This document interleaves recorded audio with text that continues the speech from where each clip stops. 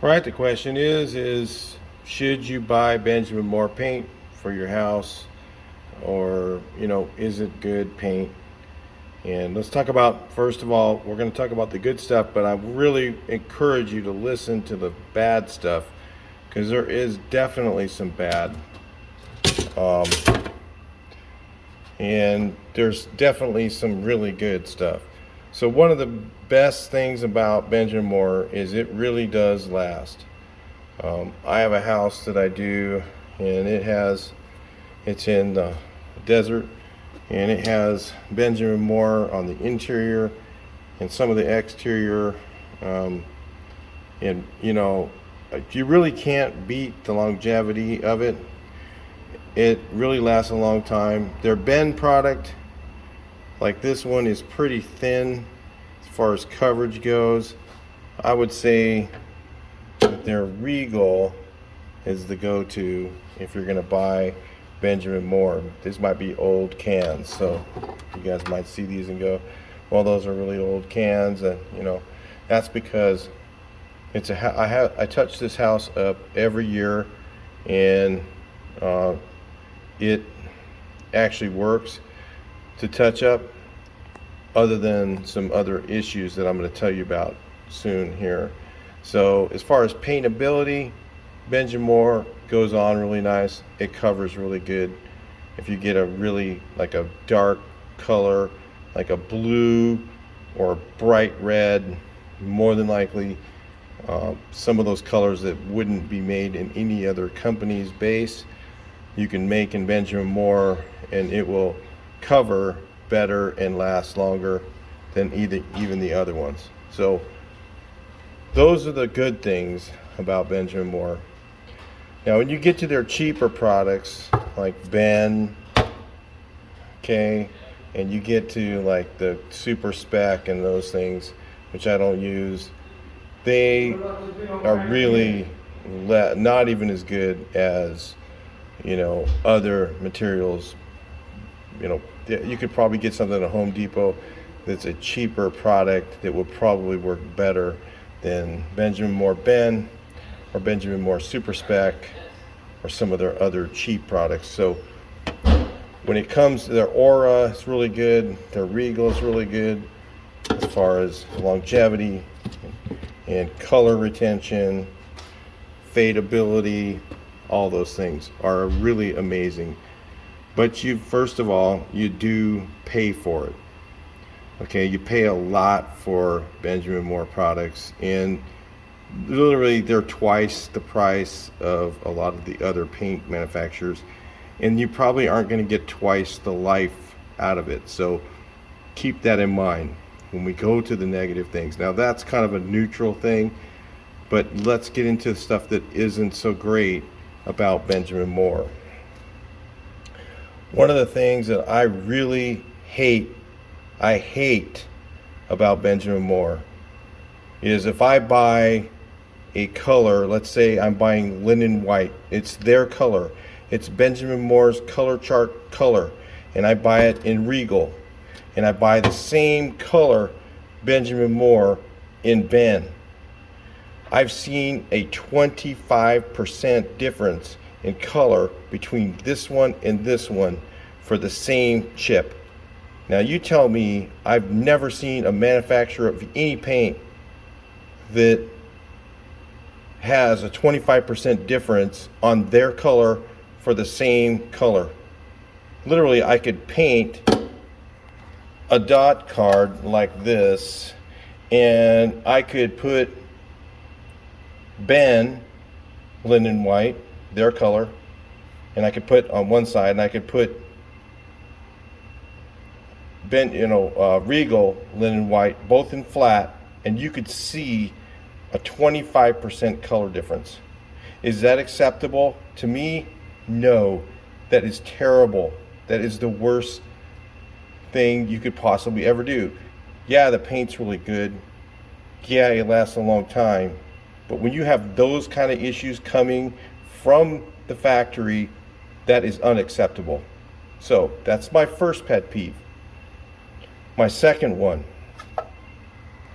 is customer service. So pricing obviously is just out of the, just way too much. There was a while when Vista Paint used to sell Benjamin Moore. When Vista Paint used to sell Benjamin Moore, I bought Benjamin Moore. Why? Because I got customer service from Vista Paint. Vista Paint is a paint store that has probably the best customer service in that I've ever dealt with, except for possibly there's a company out of, I think it's Ohio, a very small paint company that had really good customer service, and they were really good too, but I can't remember the name of it because it's a really small company. And so why I bought it from them is because, let's say I went to Vista Paint and I had them do a color match, the color would match. Where if I go to a hardware store and buy Benjamin Moore, I have a stupid moron that doesn't know how to match a color, and they're making my paint. So how does that benefit me? If they can't match a color, then I can't use their product. Isn't that right? So the good of the products are just totally outweighed by the quality of the labor that mixes them.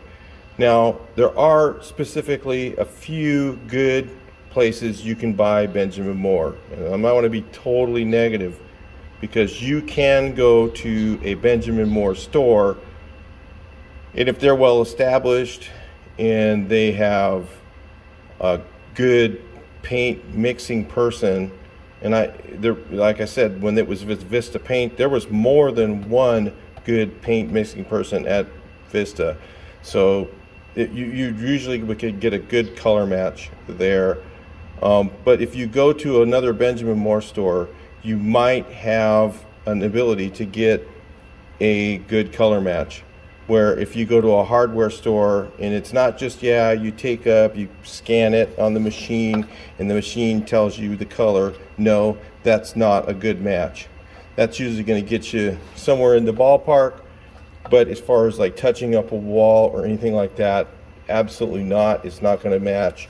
It might not even match seam to seam. I've seen such bad matches by using just a spectrometer to do it.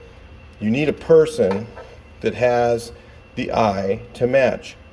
And some of the Benjamin Moore stores, so if you go to a Benjamin Moore store, they can sometimes help you a little bit with pricing. Some do, some don't, and that I really don't like. But I can go to some of the stores and they have a person there that can give me the customer service. But as far as it being systemic through this company, no, it's not. It's only location to location, where when I buy paint store paint from a company that has multiple locations like Vista Paint, I don't get as good a customer service from Dunn Edwards. I don't get as good of customer service from Sherwin-Williams as I do from Vista Paint. But those bigger paint stores, you have more of a chance of getting someone who's good. And if you go to a Benjamin Moore store, you might be able to still find someone who can match a color. So that could be worked out that way. But I still, honestly, let's say I went to Vista Paint and I said, listen, I want shell white. I buy it in their Carefree line, or I buy it in their Coverall line, or I buy it in their V Pro line, which is the cheapest, or I buy it in their best stuff, which is Carefree, or I buy it in a mid-grade, which is, I'm trying to think of the name, Acroglow. It's going to be exactly the same damn color. It's just going to be, the difference is going to be the sheen. It's going to be exactly the same color. But Benjamin Moore, for some reason, can't do it. In fact, I bought some Benjamin Moore product in linen white, and it was in Regal, okay? And then when they reformulated the paints, so they went to, I mean, you see the label difference here. this label, then they've gone to this one. Now they even have a newer label. I don't know what it is, but they have a newer label one, and they're supposed to be the same products. And I got the same Linden White in the new stuff, and I'm talking of drastic difference in color, 10, 15, 20% difference in the new Linden White to the old. So in other words, they're trying to sell a whole new paint job when really all I need to do is touch up what's there. So honestly, you know, there's good and there's bad. I'm just being straight up that, you know, there's good and bad about Benjamin Moore. It's not all good. It's not all bad. The products are really good, but the pricing, customer service, thumbs down. I'll talk to you next video. Please like, share, and subscribe. Let's hope that helps you pick your paint and get one that's good.